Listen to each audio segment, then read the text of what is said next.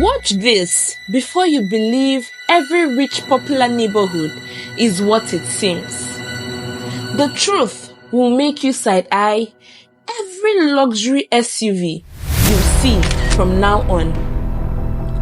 Tolu flips through old photos in her grandma's house, but her eyes keep darting outside. Something's off. The sleek cars, the diamond watches. But why do the streets look abandoned at midnight?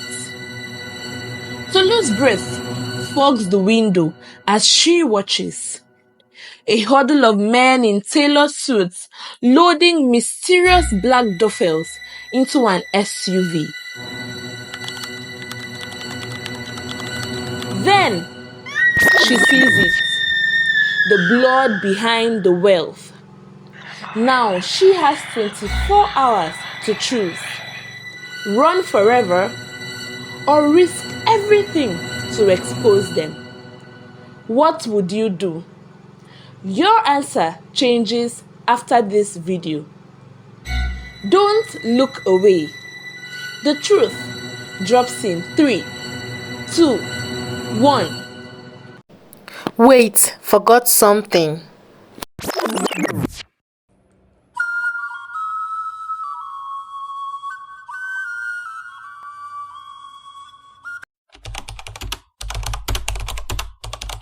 Tolu leaned back in her ride, watching the city change as she left the polished streets of Lekki behind. The smooth roads, bright lights, and tall buildings slowly gave way to crowded markets, noisy streets, and old houses with faded paint. The air grew thicker smoke, frying plantains, the metallic tang of old engines. The road beneath the tires cracked like the city's secrets. She was on her way to Mushin to visit her grandmother, Mama Bisi. The old woman had fallen sick, and despite her busy life as a software engineer, Tolu knew she had to come. As the driver turned onto a quiet street, Tolu frowned.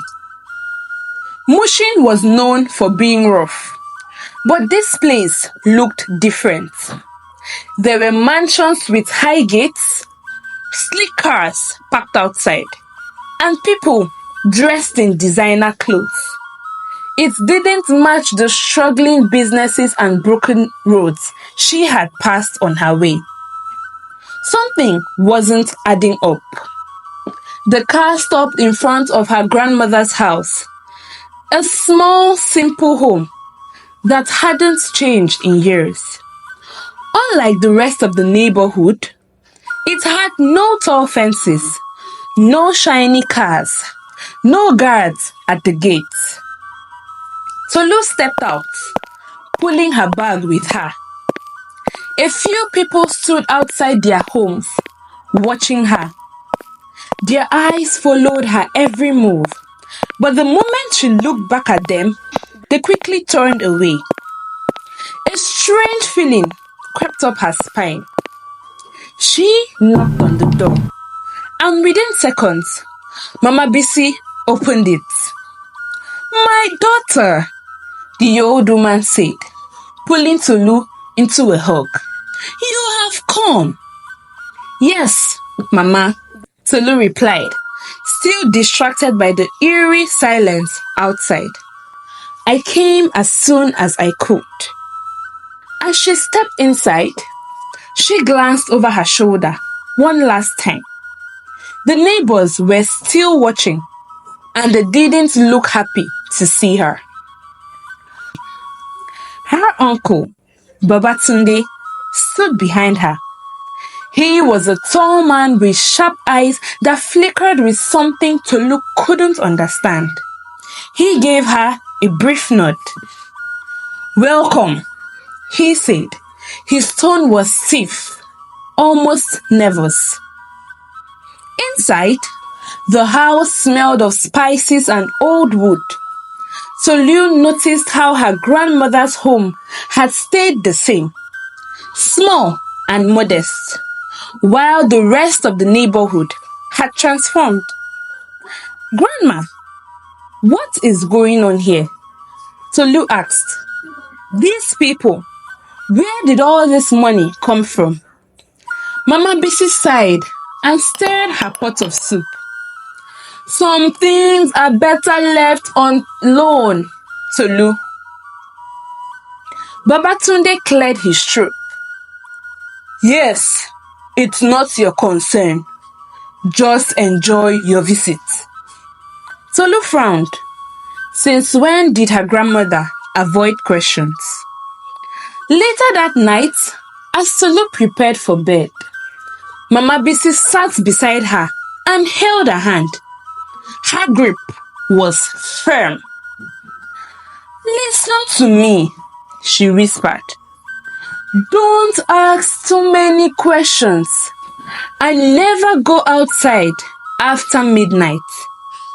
Tolu sat up, confused. Why? What happens at midnight? Mama Bisi only shook her head. Just promise me. The serious look in her grandmother's eyes made Tolu's chest tighten. She nodded slowly. I promise. But deep inside, she knew she couldn't leave this alone. Frank, she said carefully, I don't understand. Tolu couldn't shake the uneasy feeling in her chest. Everywhere she turned, the wealth in her grandmother's neighborhood didn't add up. Flashy cars lined the streets, yet many of the people driving them worked as street vendors or mechanics. Grand houses with high gates and security cameras stood in the middle of dusty, broken roads. How could they afford all this? One evening, she sat on the balcony, watching the streets below. Her cousin, Frank, leaned against the rail, scrolling through his phone. Neighbors, how do they make their money? Frank's fingers froze over the screen. He chuckled, but it sounded forced.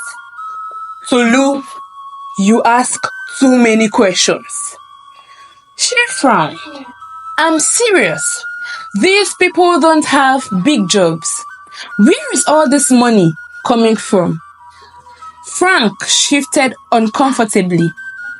That's just how things work here.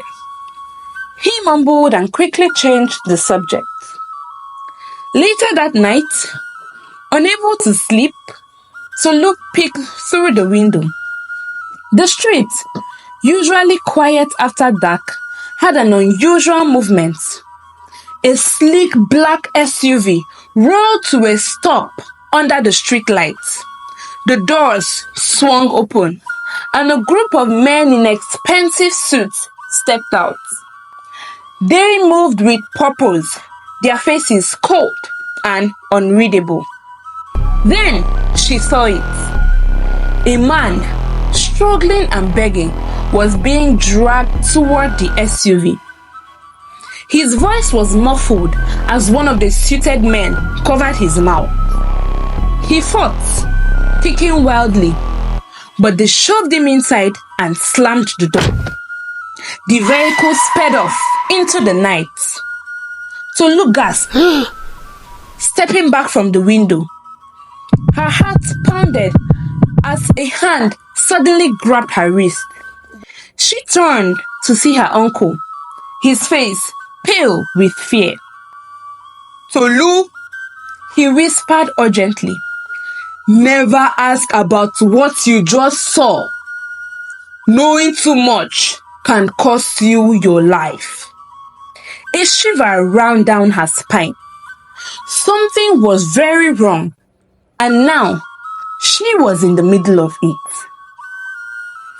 Tolu couldn't shake the unsettling feeling that something was wrong. The more she observed, the more the neighborhood's wealth seemed unnatural.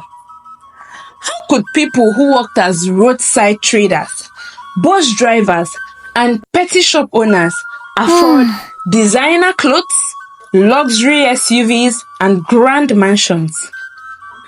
Determined to find answers, she wandered into a small, dusty corner shop owned by an elderly man named Babsi. He had lived in the neighborhood for decades, watching the neighborhood change. When she asked him about the sudden wealth, his wrinkled face tensed. "My dear," Babsi says in a hushed tone, glancing around as if someone might be listening, "there is a debt that must be paid." Tolu frowned. "What do you mean?" Babsi shook his head. "You should leave this place before it's too late." Frustrated but more curious than ever, Tolu pressed her grandmother for answers that night. At first, the old woman resisted, her hands trembling as she stirred her evening tea. But when Tolu couldn't stop asking, she finally sighed deeply and spoke. "A long time ago, a man came into this neighborhood. No one knew where he came from, only that he promised wealth and success to those who would listen." Tolu leaned in, her heart pounding.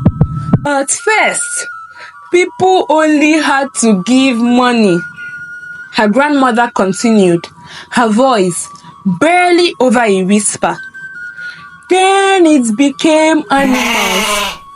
And when that was no longer enough, people started disappearing." Tolu's breath hitched. "Disappear? You mean?" Her grandmother's eyes glistened with unshed tears. "Human lives have become the price.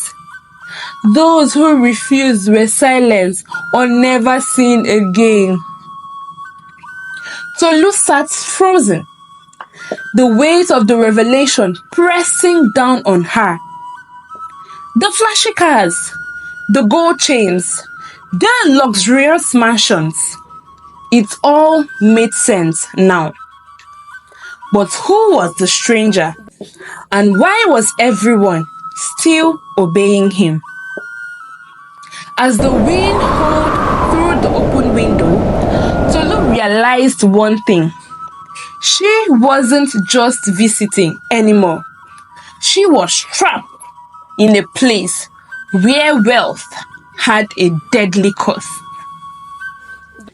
Tolu sat on the edge of her grandmother's bed, flipping through old photographs, but her mind wasn't on them.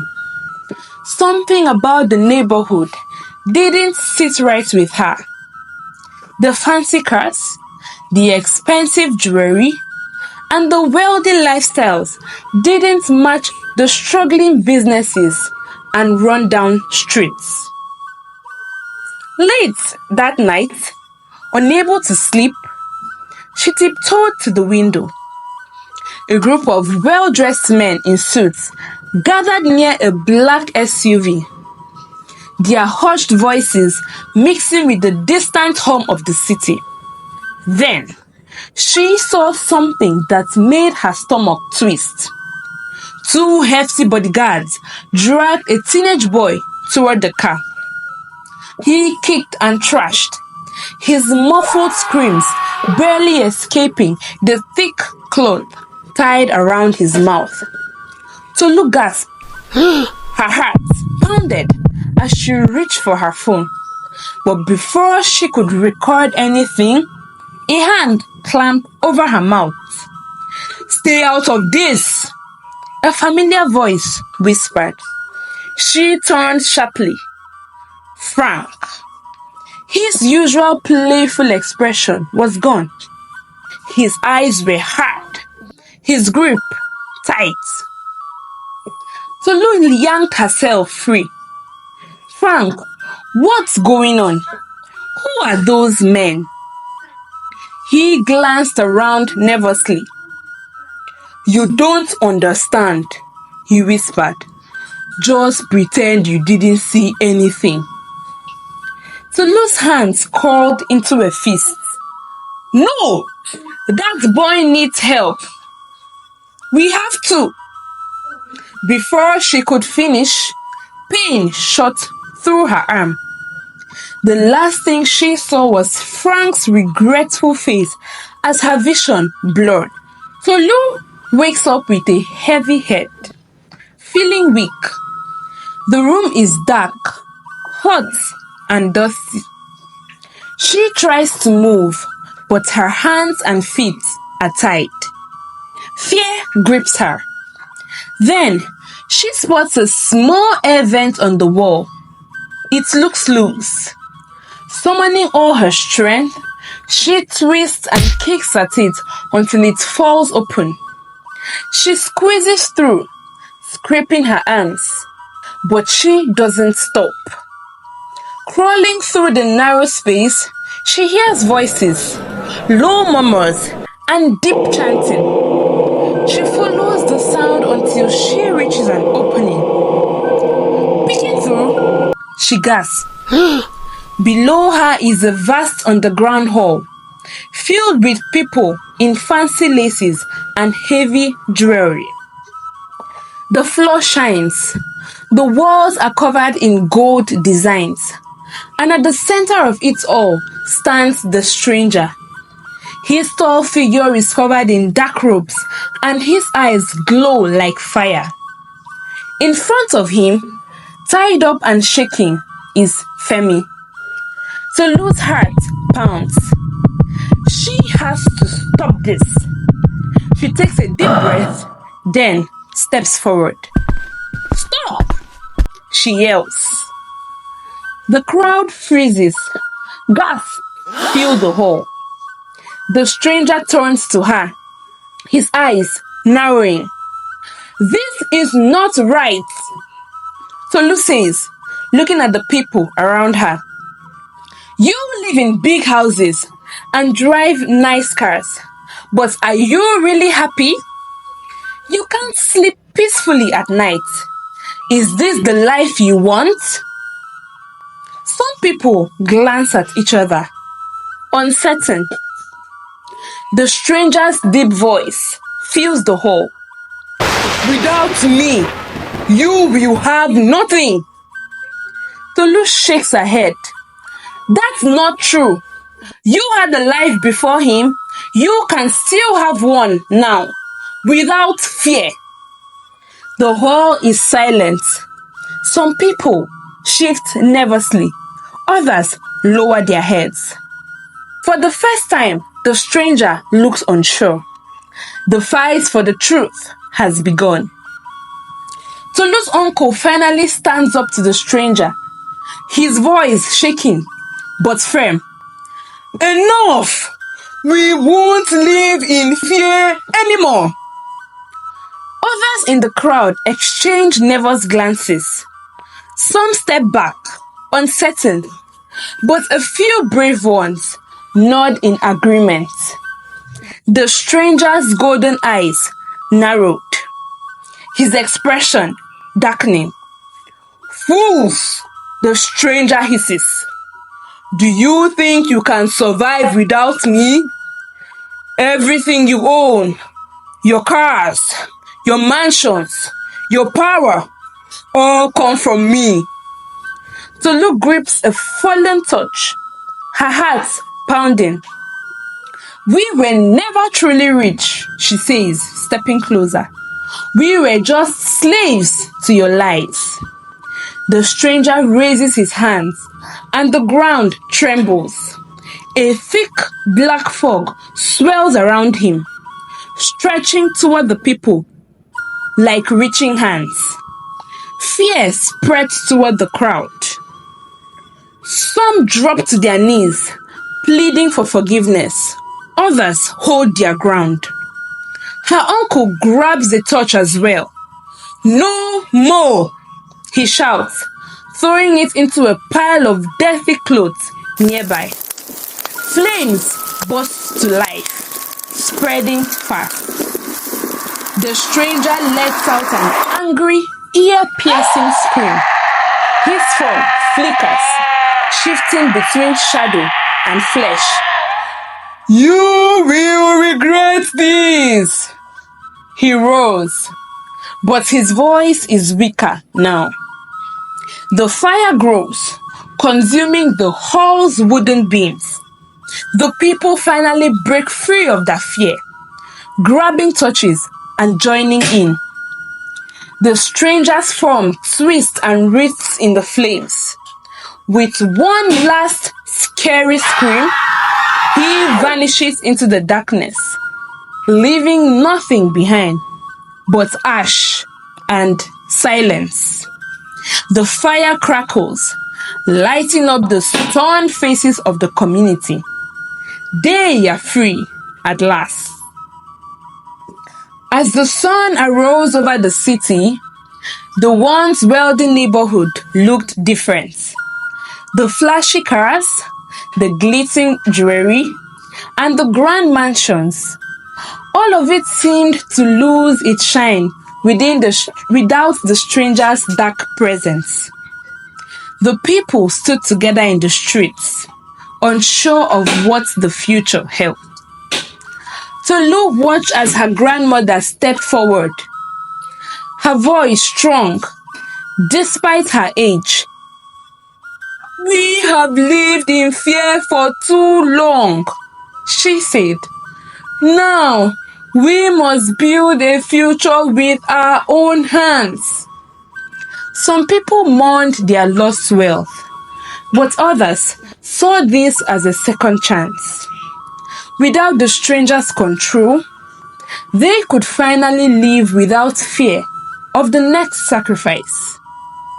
Tolu helped them launch and monetize online businesses, organizing virtual and in-person meetings where people brainstorm digital business ideas and explored honest ways to earn online. Together, they built a strong community, supporting each other, fixing homes, and creating opportunities. One evening, as she prepared to return to Lekki, Tolu looked at the people she had helped save. They had lost their riches, but they had gained something far greater: freedom. Her grandmother squeezed her hand. "True wealth isn't in money," she said. "It's in the people we stand with, the choices we make, and the peace in our hearts." Tolu smiled, feeling a deep sense of pride. As she drove away, she knew she would always remember this place, not for its wealth, but for its strength. Life moved forward and the neighborhood healed. But one truth stuck harder than YouTube glue: no shadow, no monster, and no darkness would ever mess with them again. Period. Share your thoughts and lessons from this story in the comments below. We'd love to hear from you. Think you know wealth? This video just proved how wrong first impressions can be. Want more truth bombs? Watch our other videos to uncover the real stories behind society's shiny facades. Comment if this changed your perspective. Next up, we are exposing another shocking reality. Don't miss out.